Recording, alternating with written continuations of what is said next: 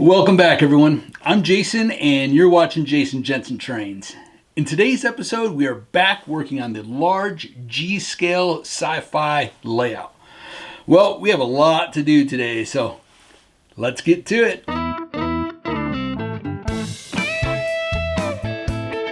Okay, well, as you can see, I've gotten a lot of woodworking done out in my garage.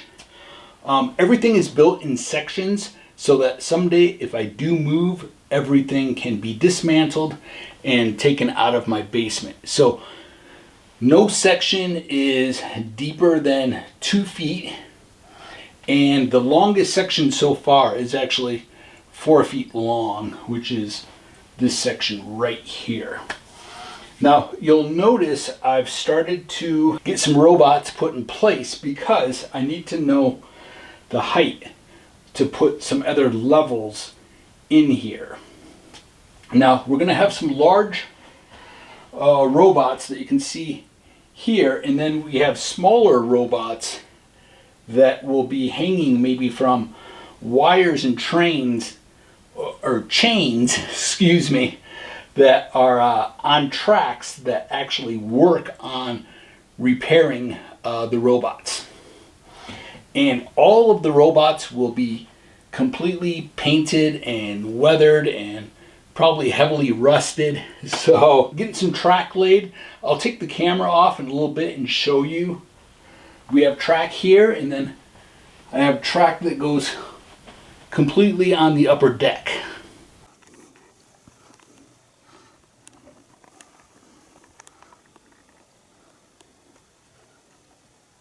And like I mentioned in the last video, probably be taking this and cutting it here and cutting it here. So one will be the front of the train, and then we'll flip the other one around and put it at the end of the train.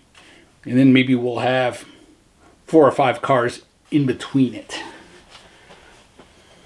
Getting the back built here, these, I actually have 4 of them. They make a crate, but I may cut the bottom off or glue something to fill that area in and put some pipes maybe coming out, but it makes for a great sci-fi panel.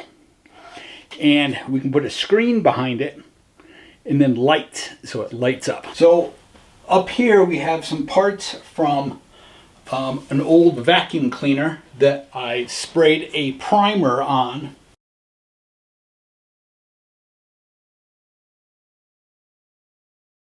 And put them in there. I have a bunch of toy guns that I have gotten at garage sales. Nerf guns and squirt guns. Let me show you quick.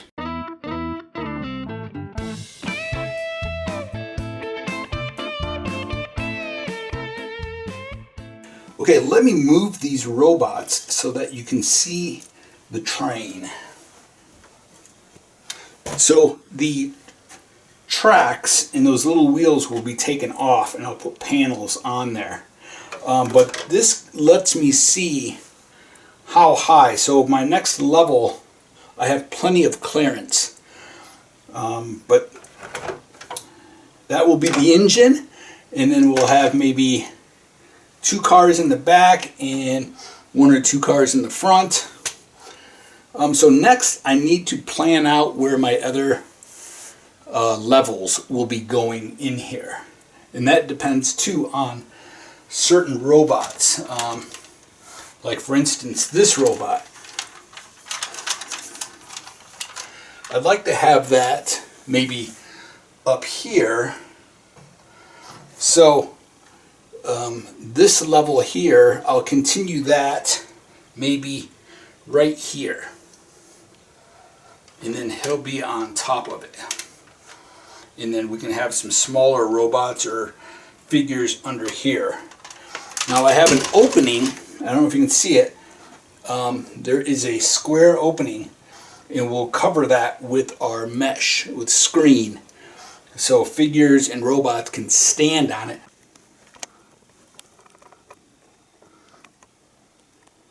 We also need to cut apart some of our large guns. For instance, this one I cut right here. I had the same exact gun and cut it right here. And this top section is right here.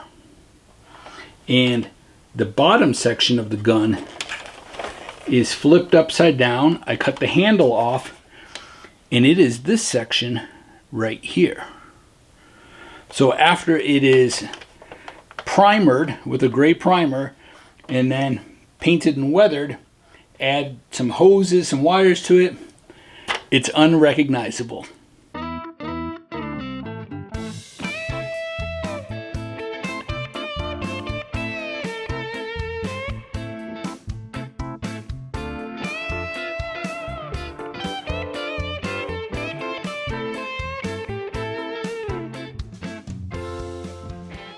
So even a small toy gun like this, we can split it in half, and then we can cut the handle off. Now you have two pieces that look like machinery. You could even, with the handle, you could add a hose coming off this end, and with that cut off, you could add a hose coming down off of this end. So little guns like this can even add a lot of detail, because look at all the detail that's in it. And then with adding little buttons and adding wires and hoses, it can just be a great detail in the background. Now we also need to work on this lower level, and we need to match what we've already got done. And you can see this has a pattern. All this is white styrofoam from packaging. I don't know, maybe it was around a TV or a computer, but I found a bunch of it in trash, so we'll cut that and we'll put that all along the edge there, and then put more styrofoam in here and paint it all to look like concrete. I then need to cut a hole, drop that in there so that our water drains right there. Now inside here, we're going to use 2-liter bottles. And I have figures that are aliens from the movie Aliens. And I also have some Predator figures. So we'll put those in there to make it look like there's an experiment on them. And then we'll put a metal band around the top and the bottom and put those in there, and we'll light them. Let's start getting some of our other levels put in here. Then we're going to paint all this wood, and we're going to go from a flat black up to a gray. And I'm using just paint from acrylic paint from Home Depot. This is so exciting. So I've been busy cutting some Nerf guns up.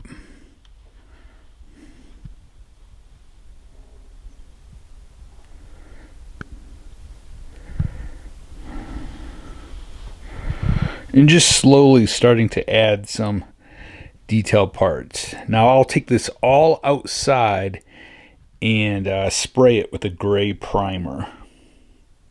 Okay, well, as you can see, everything has a gray primer on it. I'm starting to add some platforms.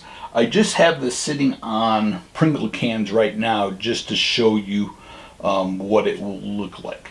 But on this area here, I want this to look like either this platform raises up and down, or there's a track up here with large chains. So robots can be removed from the train that passes right here and put up onto this platform for maintenance. I've got another platform here, one over here. I still have to build one that comes out right here, level with this. And then a platform behind me that's level with this one back here in the corner. And then everything gets heavily rusted. I want lots of chains and wires hanging down. Really grimy grease and dirt in this area here because of the maintenance for the robots. I left this section open right here in the center because there's going to be a large open elevator, and that elevator will continue and go up here too. You can see I set this up here so you can see what it looks like as a train. I was so excited seeing that sitting up there and imagining cars behind it and seeing that go. What I'm considering is the large area over here where you sort of enter the room, suspending the track from the ceiling so that this train can run continuously around the entire room. All the different levels have to be covered with mat board and made to look like metal.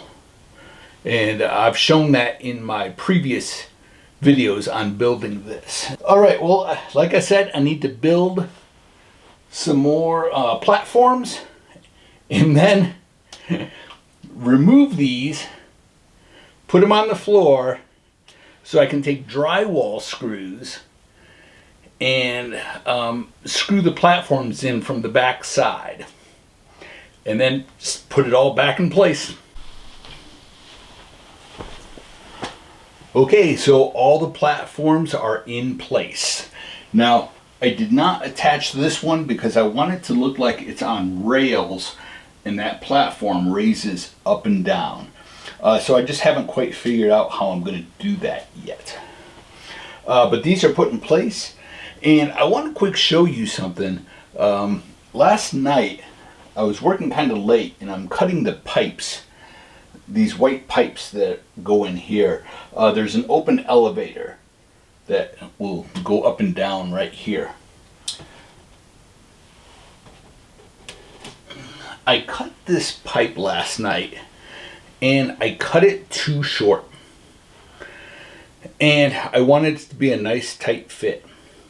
So what I did was I took blue painter's tape and I wrapped it, and you can see I made it taller, and it was a little crooked, it was a little bit at an angle, so by wrapping the tape it made it completely flush, level, and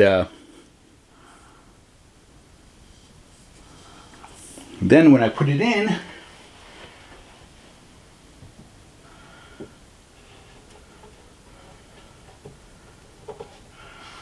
it's a tight fit. So that's one thing that I just absolutely love about scratch building, is that you're constantly coming up against problems that you have to solve. So rather than cutting another piece of pipe and wasting material, I just wrap the tape, and when I spray that with a primer, it'll just look like a fitting around the top. I could even put some little rivets around the bottom edge of it. So a quick solution to that problem. Okay, well, next I need to paint the inside of this, the back wall panels, a flat black. And then the wood all gets covered with styrofoam that ends up getting painted to look like concrete. So on this project, I've been using Behr paint from Home Depot. Now for the gray, I really like the color Gray Sky from Americana. And I simply took this to Home Depot and they put a little bit of it on a card. They blow dried it and then they scan that color and gave me an entire quart of this. I like the Behr paint because it's thick. It's as thick as, say, the Americana paint, where other paints that I've used seem to be a little bit more watered down, a little too thin for me. So I really like the Behr paint. Okay, now we're going to take flat black and paint the inside of this. I did want to mention too that when I open a brand new quart, I take a nail and a hammer and I punch like 8 holes in that rim around the top, so that when you pour it or you wipe your brush, it doesn't collect in that rim. It goes through the holes and back into the can.